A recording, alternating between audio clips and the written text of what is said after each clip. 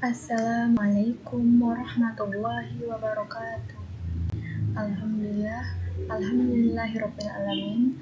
Wassalatu wassalamu ala asyrofil anbiya'i wal mursalin wa ala alihi wa ashabihi rasulillahi ajmain. Amma ba'du. Nama saya Yulianisa, NPM 200102093, kelas B1 pagi, jurusan Pendidikan Agama Islam, Fakultas Agama Islam, Universitas Muhammadiyah Sumatera Utara. Di sini saya akan menjelaskan tentang strategi belajar mengajar berbasis studi kasus. Baiklah, saya akan mulai menjelaskannya.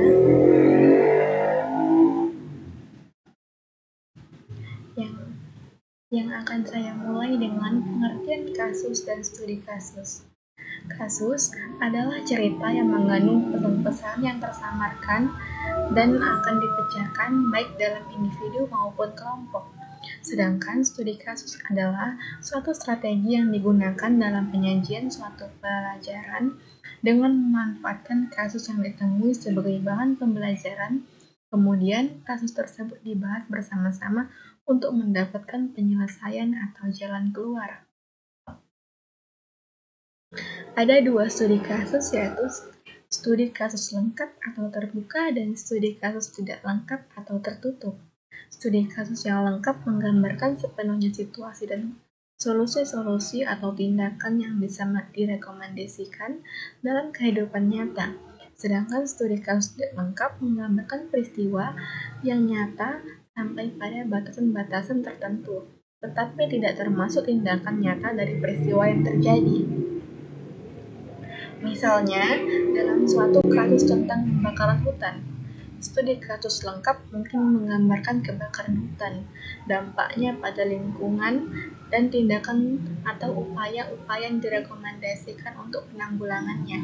Sedangkan, studi kasus tidak lengkap mungkin sebatas menjelaskan penyebab dari kebakaran hutan tersebut. Pilihan untuk menggunakan studi kasus yang lengkap atau tidak lengkap akan tergantung pada apa hasil belajar yang ingin dicapai oleh siswa. Selanjutnya, ada karakteristik strategi pembelajaran dengan studi kasus. Yang pertama, strategi dengan menggunakan suatu peristiwa yang dipandang sebagai suatu masalah yang bersifat faktual. Yang kedua, siswa berperan aktif dalam upaya pencarian pemecahan masalah yang dihadapi, dan guru atau pendidik sebagai pembimbing yang akan mengarahkan siswa atau peserta didik untuk memilih alternatif pemecahan masalah. 3. Memerlukan bimbingan dalam proses penyelesaian masalah yang dihadapi siswa. Tidak terselesaikannya masalah secara tepat atau sehat dapat menimbulkan kerugian maupun hambatan perkembangan pada siswa itu sendiri. Oleh karena itu, dalam hal ini, guru sangat berperan penting sebagai orang yang dapat membimbing siswa menuju alternatif pemecahan masalah yang tepat. Yang keempat, penekanan proses pembelajaran bukan hanya pada penyampaian informasi oleh pendidikan, pada pengembangan keterampilan pemikiran analitis dan kritis terhadap topik atau permasalahan yang dibahas. Yang kelima, pembelajaran yang ditekankan pada pemahaman konteks. Dan yang terakhir, siswa memiliki pengetahuan awal tentang masalah yang akan dipecahkan. Setidaknya, dalam hal ini siswa memiliki gambaran terhadap masalah yang dihadapi, sehingga hal ini akan memudahkan siswa dalam mengambil suatu keputusan atau pemecahan masalah. Komponen-komponen yang harus diperhatikan dalam studi kasus yang pertama ialah memutuskan mengapa dan kapan harus menggunakan studi kasus. Yang kedua, mengembangkan atau memilih kasus. Yang ketiga, membimbing siswa dalam persiapan mereka untuk diskusi. Dan yang terakhir, persiapan guru dalam diskusi di kelas. Selanjutnya ada keuntungan dan kelemahan strategi pembelajaran dengan studi kasus. Yang pertama, keuntungan strategi pembelajaran dengan studi kasus.